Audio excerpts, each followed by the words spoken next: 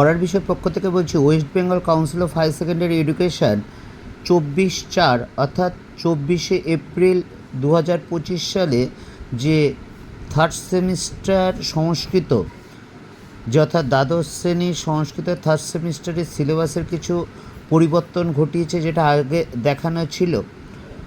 অর্থাৎ যখন প্রথম শুরু হলো তখন যে সিলেবাসটা দেখানো ছিল, কিন্তু উচ্চ মাধ্যমিক শিক্ষা সংসদ 24শে এপ্রিল 2025 সালে বেশ কিছু সিলেবাস পরিবর্তন করছে।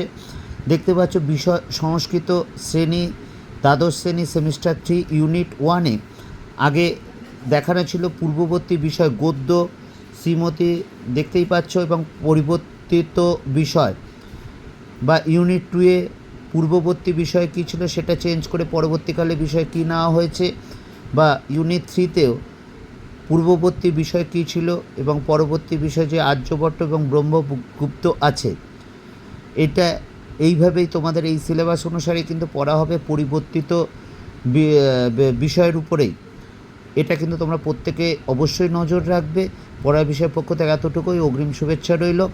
আমরা পড়ার বিষয়ের পক্ষ থেকে ক্লাস 11-12-এর হিস্ট্রি, পল সায়েন্স, ফিলোসফি বা এডুকেশনের যাবতীয় কিছু আলোচনা করি, এবং আমরা যে সাজেশান দিয়েছিলাম বিগত বছরে তা কী পরিমাণে কমন এসেছে সে তোমরা দেখে যদি বিশ্বাস হয় তাহলে চ্যানেলটি অবশ্যই লাইক করো বা সাবস্ক্রাইব করো বা বেল আইকন টিপে রেখো। পড়ার বিষয়ের পক্ষ থেকে এতটুকুই, অগ্রিম শুভেচ্ছা রইল সকলের জন্য, যাতে তোমাদের থার্ড সেমিস্টার কেন সমস্ত পরীক্ষা ভালো, জীবন সুন্দর, সুখের আনন্দময় হয়ে উঠুক, এটুকুই আমরা পড়ার বিষয়ের পক্ষ থেকে প্রার্থনা করি।